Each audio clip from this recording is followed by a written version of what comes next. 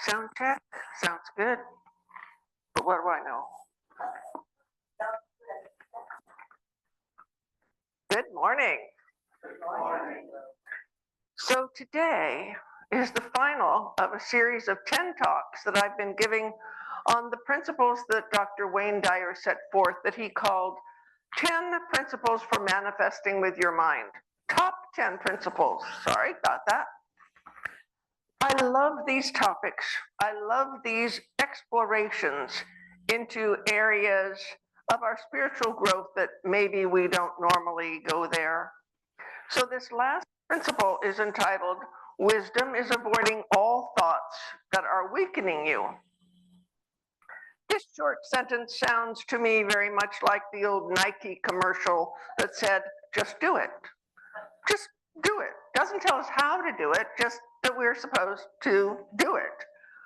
So I rattled this around in my heart and in my head for a while, made some interesting connections. And what I realized was this principle can be tied to the divine grace of fortitude. But let's start with the physical statement. And it is proven through applied kinesiology or muscle testing.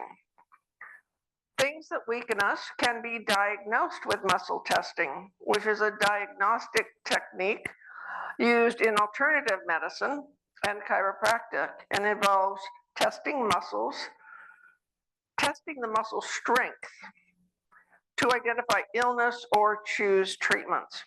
The idea is to tap into the body's communication systems, striving to restore balance. The practitioner applies gentle pressure to an individual's muscles while they hold or resist the pressure. When something is introduced which weakens the body, it correspondingly weakens the muscles that are under pressure. I'm sure the most of us here have played around with muscle testing.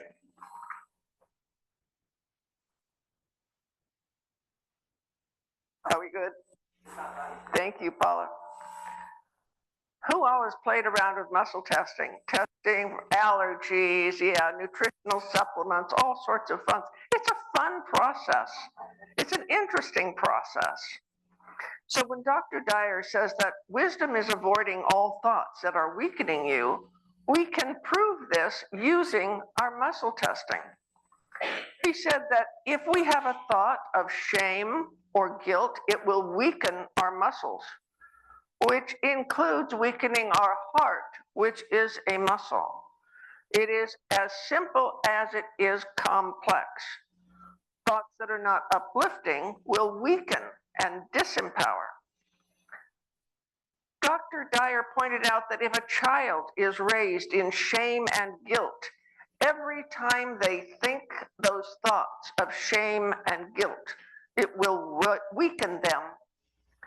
When we have thoughts of fear, stress, anxiety, anguish, hate, on some level, it is going to be weakening us.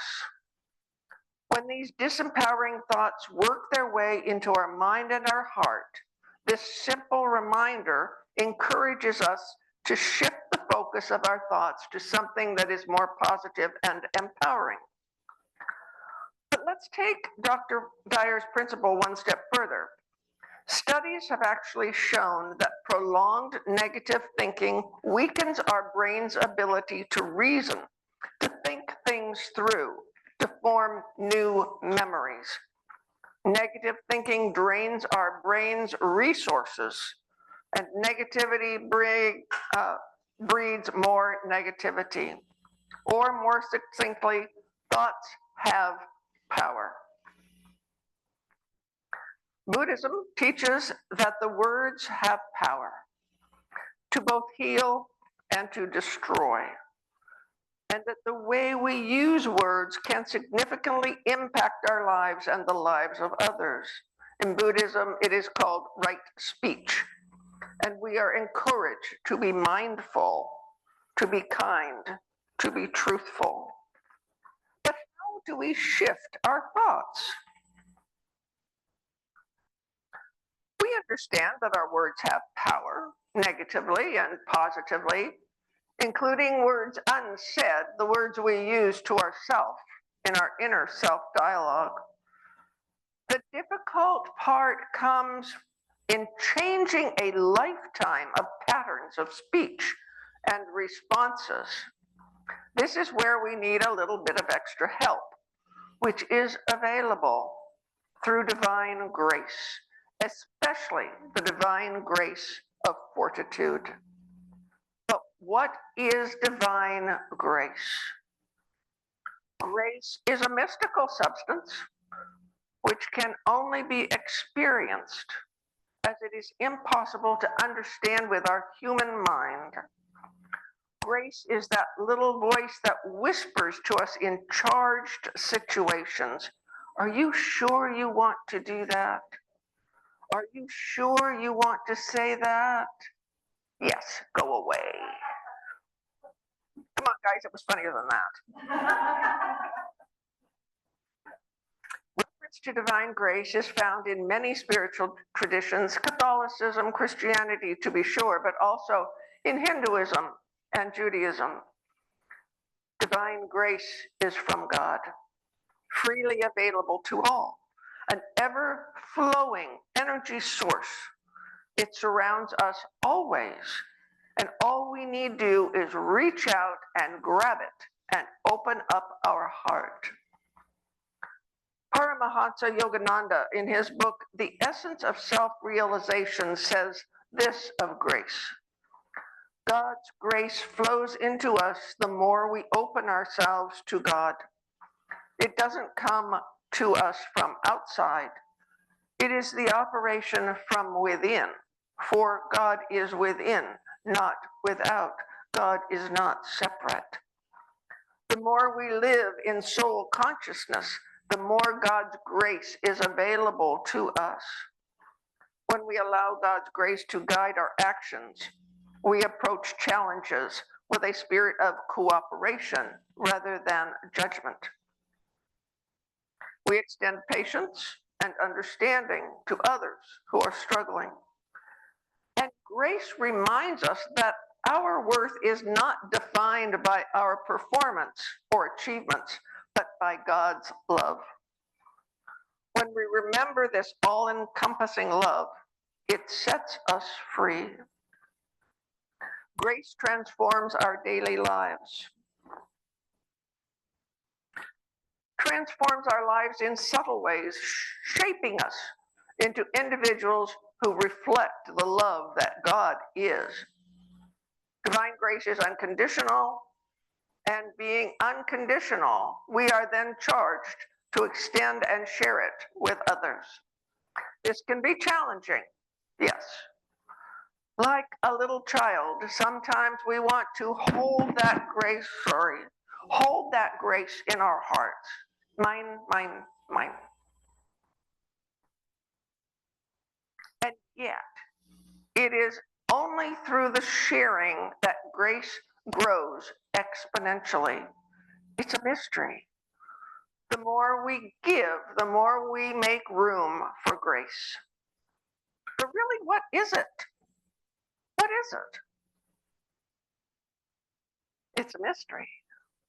Grace defies description, defies logic, because divine grace is that little boost that we get when we center our life on thoughts of God. It cannot be understood logically, only experienced.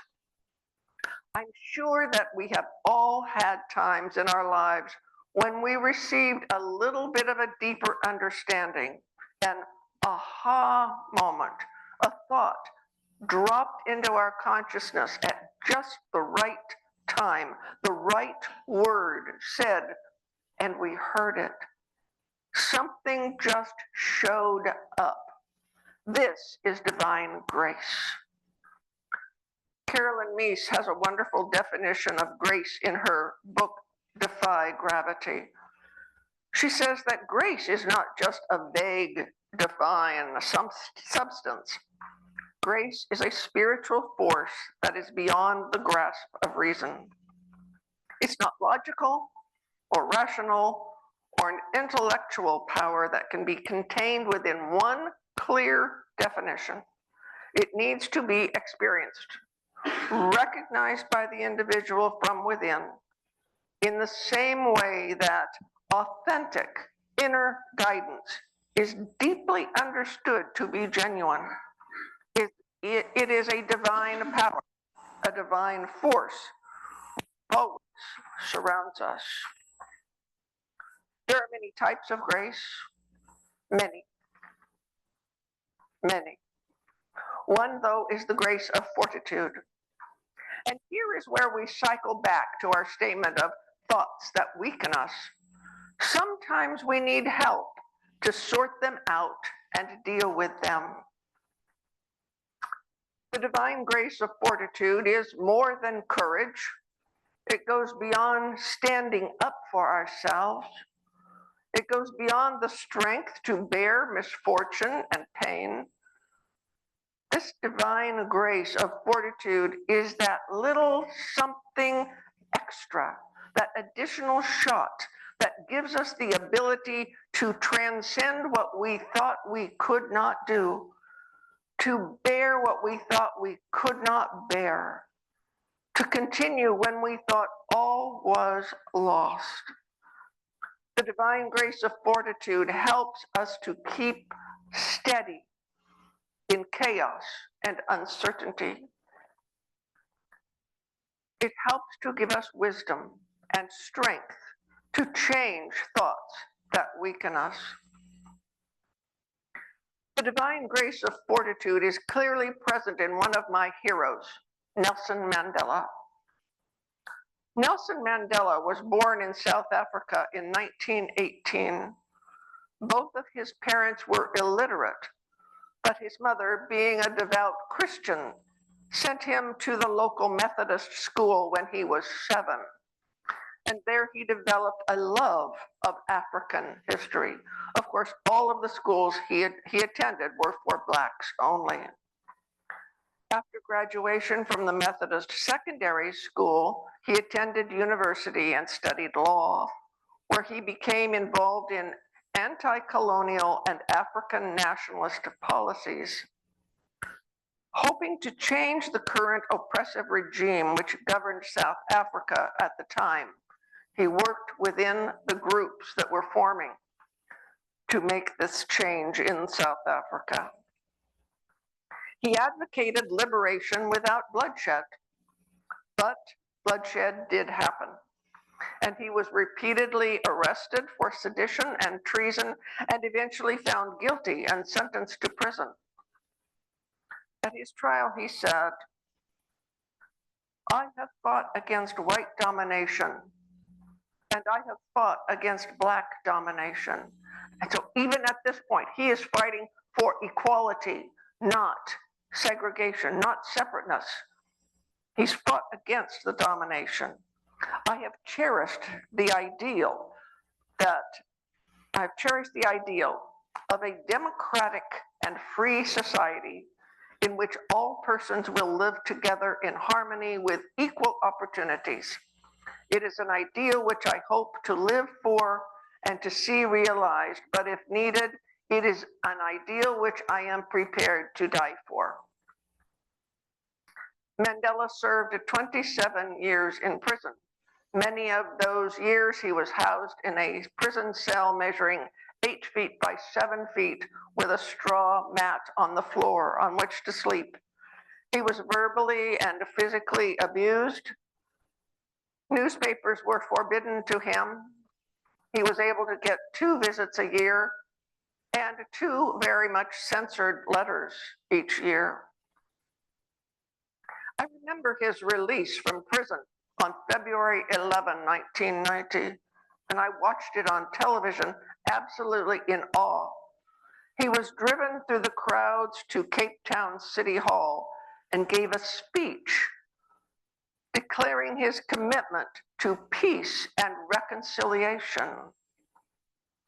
He expressed hope that the government would agree to negotiations so that there would no longer be the need for the armed struggle, and insisted that his focus was to bring peace to the Black majority and give them the right to vote in national and local elections. Here is a man who spent 27 years of his life in the abysmal conditions of prisons in South Africa, who walked out of that prison not seeking vengeance. He had a perfect right, but he did not seek vengeance. He was seeking peace and reconciliation for his country. This was truly grace under fire. A short 4 years later, he was elected to serve as president of South Africa, and served in this capacity until 1999, and is considered the father of the nation of South Africa. He advocated for reconciliation between South Africa's racial groups and helped to create the Truth and Reconciliation Committee to investigate past human rights abuses, not to revenge them, but to forge forgiveness and understanding. The South African Truth and Reconciliation Commission was set up to help deal with what happened under apartheid, where horrendous abuses happened on all sides, not just one, all sides. It was horrendous. Technically, apartheid laws, which means laws to keep apart the races, lasted from 1948 until 1994, even though the country was dramatically segregated prior to the laws of 48. In 1990, when Nelson Mandela was released from prison, South Africa had a population of 40 million people, of which 75% were Black and 15% were white. They were on the verge of a racial revolution.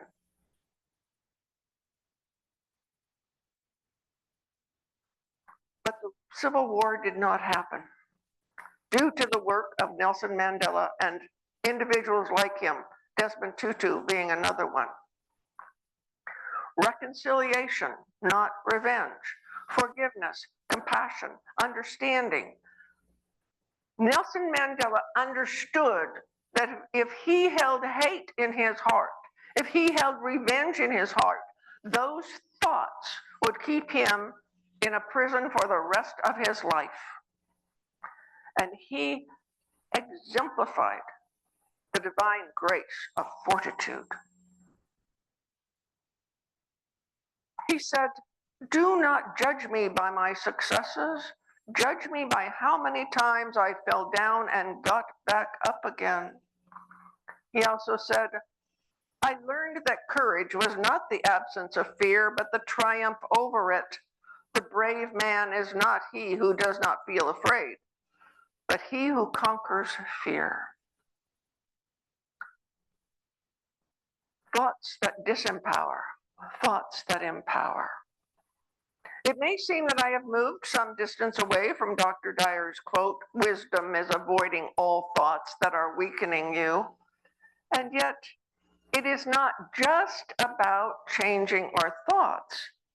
We've had a lifetime to accumulate them and don't give them up easily. After all, they're quite comfortable. Thank you very much. It is about opening to divine grace. For when we grab a hold of the help that is available from God, miracles happen. When we don't think we can take another step, miracles can happen when we open ourselves to that grace. We grab a hold of it. Divine grace is always available to all. Open our hands and open our hearts and change the thoughts to positive, uplifting, love, compassion, humility, understanding. My prayer today for myself and for you is, Lord, fill me with your grace, that I may be of service in your world.